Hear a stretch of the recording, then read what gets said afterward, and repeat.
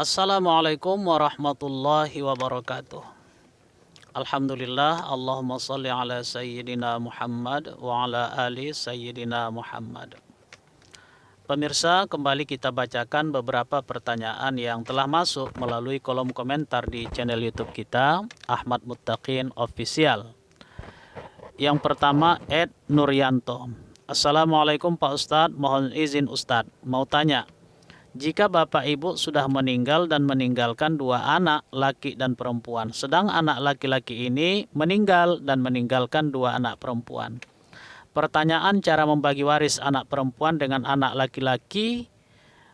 Pertanyaan cara membagi waris anak perempuan dengan anak kakak laki-laki bagaimana Pak Ustadz? Terima kasih.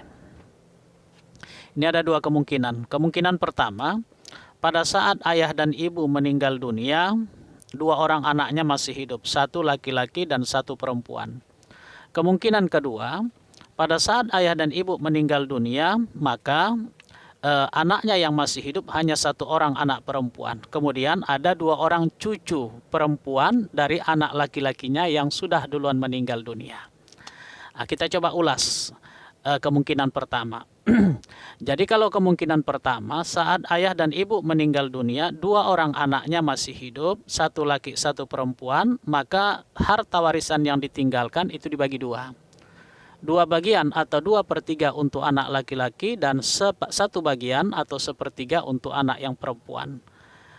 Karena anak yang laki-laki itu sudah meninggal dunia, maka bagiannya itu tentu menjadi harta warisannya dan diwarisilah oleh saudara keturunannya dan istrinya kalau istrinya masih ada. Demikian diserahkan kepada dua orang anak perempuan dan istrinya. Istrinya mendapatkan 1/8 dari bagian yang 2/3 itu, kemudian dua orang anak perempuan mendapatkan 2/3, sisanya kembali lagi kepada saudari perempuannya yang masih hidup.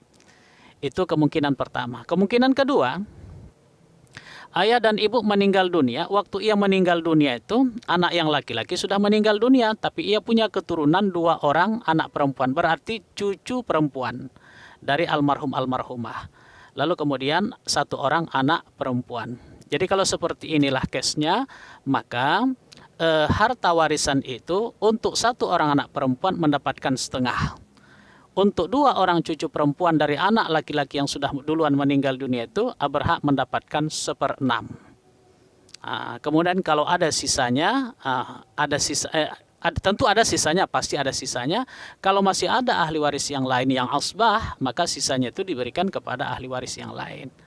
Tapi kalau tidak ada ahli waris yang lain, maka semua harta itu hanya dibagi untuk dua orang ahli waris ini saja.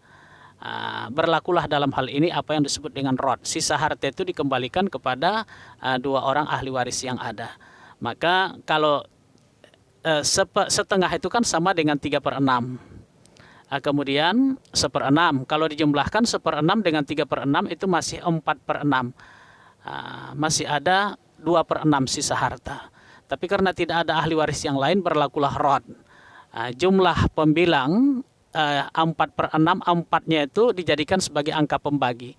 Jadi 3/6 yang seharusnya bagian untuk satu orang anak perempuan menjadi 3/4.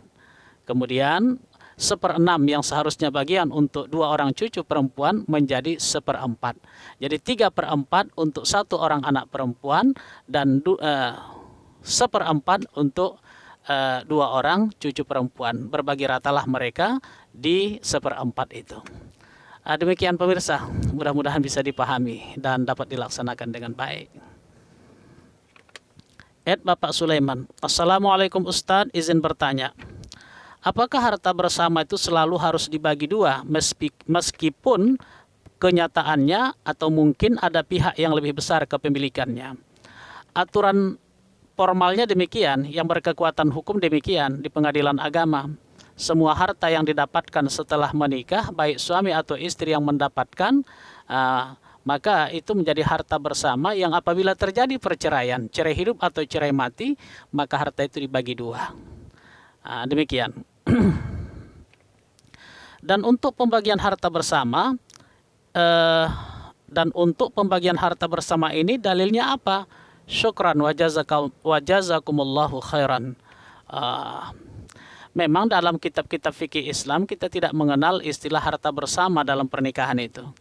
Ini ijtihad dari penyusun kompilasi hukum Islam yang berpandangan bahwa akad nikah itu melahirkan syirkah, syarikat antara suami dan istri, sehingga apapun harta yang didapatkan itu menjadi syarikat, menjadi harta bersama. Ini ijtihad dari yang menyusun kompilasi hukum Islam. Dan apakah itu mutlak dilakukan? Ya, tidak mesti, karena itu ijtihad. Kalau seandainya ada kesepakatan antara para ahli waris, nggak usahlah kita laksanakan harta bersama ini, kita buatlah kesepakatan seperti ini, seperti ini, seperti ini. Ya boleh-boleh saja, tidak ada masalah kalau memang sudah ada kesepakatan demikian. Tapi kalau tidak ada kesepakatan, apalagi terjadi sengketa dan ini kasus dibawa ke pengadilan agama, maka berlakulah ketentuan harta bersama. Dan itulah regulasi yang berkekuatan hukum di pengadilan agama. Demikian. Ed Sentosa, Assalamualaikum Pak Ustadz, tolong jawab. 1. Ayah duda punya anak 2 laki-laki, 2 perempuan. 2. Ibu janda mempunyai anak 1 laki-laki, 2 perempuan. 3. Menikah, punya usaha bersama dan mempunyai anak dari pernikahan tersebut. 1 anak laki-laki, punya harta sertifikat atas nama ibu semua. 4. Ayah meninggal. 5. Siapa yang mendapat waris? Wah, ini pertanyaannya berurutan ini. Kita pahami pernikahan antara seorang duda dan janda. Sebelum menikah dengan janda tadi, suami yang duda ini punya 2 orang anak laki-laki dan 2 orang anak perempuan, berarti 4 anaknya. Kemudian ibu yang janda tadi saat ia menikah dengan suaminya punya 3 orang anak, 1 laki-laki, 2 perempuan. Setelah mereka menikah, lahir lagi 1 orang anak laki-laki. Kemudian adalah harta bersama, tapi harta bersama itu semuanya sertifikat atas nama sang istri.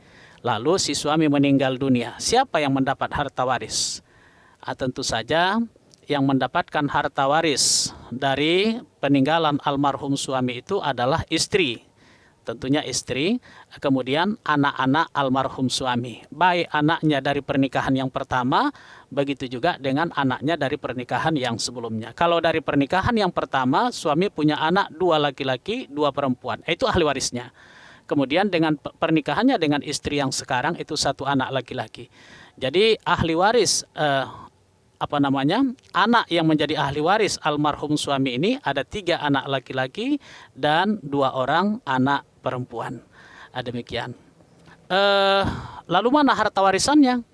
Harta warisannya adalah setengah dari harta bersama. Walaupun sertifikat itu atas nama sang istri, itu tidak menghalangi ketentuan harta bersama. Karena semua harta yang didapatkan setelah menikah, baik yang mendapatkan suami atau istri, atau dua-dua bekerja sama mendapatkan harta itu, kalau dia berbentuk aset, baik sertifikatnya atas nama suami atau sertifikatnya atas nama istri, maka itu menjadi harta bersama yang apabila terjadi perceraian, cerai hidup atau cerai mati, harta itu dibagi 2. Separuh menjadi hak suami dan separuh menjadi hak istri. Dalam case ini, berapapun banyaknya harta bersama itu, katakanlah 1 miliar misalnya, maka pada saat suami meninggal dunia, 500 juta itu mutlak menjadi bagian suami, 500 juta mutlak menjadi bagian istri. Karena suami meninggal, maka 500 juta yang menjadi hak suami itu menjadi harta warisan suami. Istri dapat 1/8, sisanya 7/8 lagi akan menjadi hak dari 5 orang anak suami. 5 orang anak suami, 3 laki-laki, masing-masing laki-laki dihitung 2 bagian, berarti 6 bagian. Tambah 2 orang anak perempuan menjadi 8 bagian. Maka masing-masing anak laki-laki suami mendapatkan 2/8 kali 7/8 kali 500 juta sama dengan sekian. Masing-masing anak perempuan almarhum suami bagiannya 1/8 kali 7/8 kali 500 juta sama dengan sekian. Sementara untuk istri almarhum mendapatkan 1/8 kali 500 juta sama dengan sekian. Demikian pemirsa, mudah-mudahan bisa dipahami.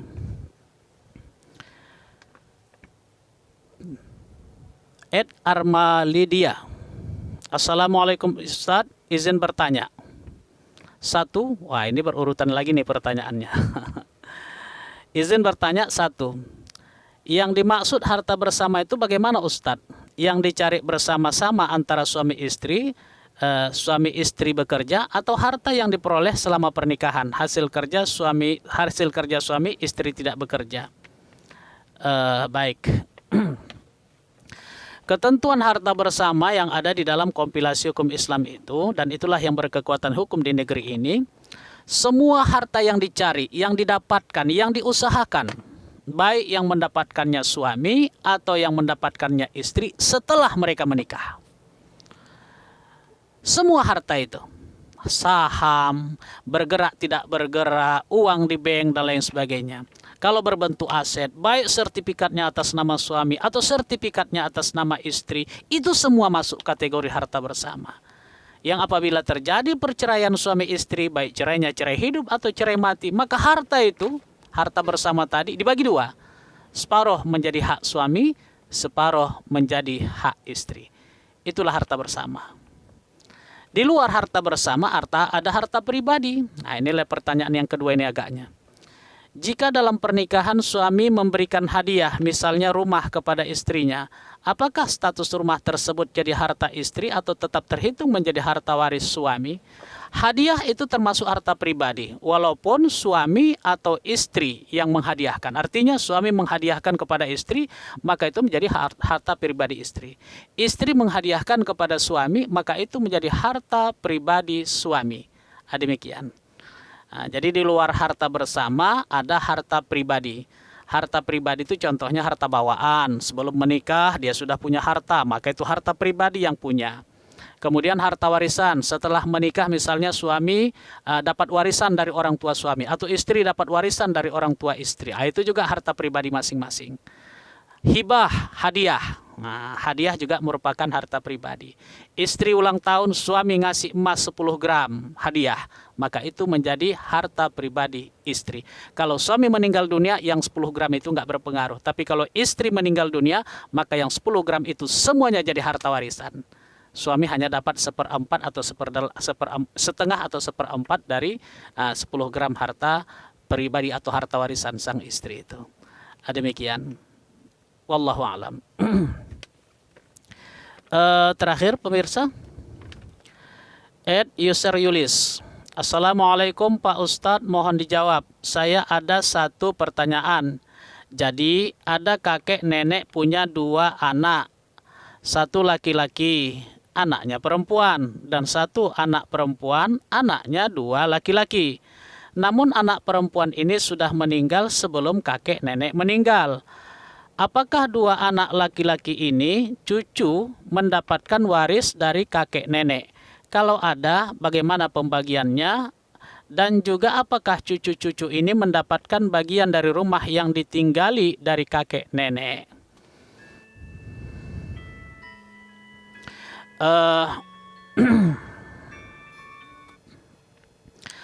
Yang kita pahami di sini bahwa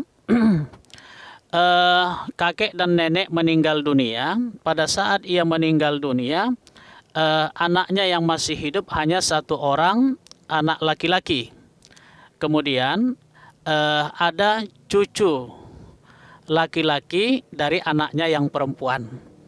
Kita sampaikan bahwa cucu atau anak dari anak perempuan, cucu dari anak perempuan itu bukan ahli waris. Cucu yang menjadi ahli waris itu hanyalah dari yang berasal dari anak laki-laki, cucu dari anak laki-laki.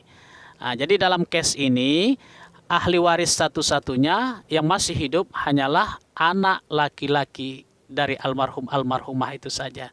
Sehingga berapapun banyaknya harta yang ditinggalkan oleh almarhumah itu semuanya diwarisi oleh 1 orang anak laki-laki itu saja. Sementara cucu dari anak perempuan tadi itu tidak mendapatkan bagian dari harta warisan.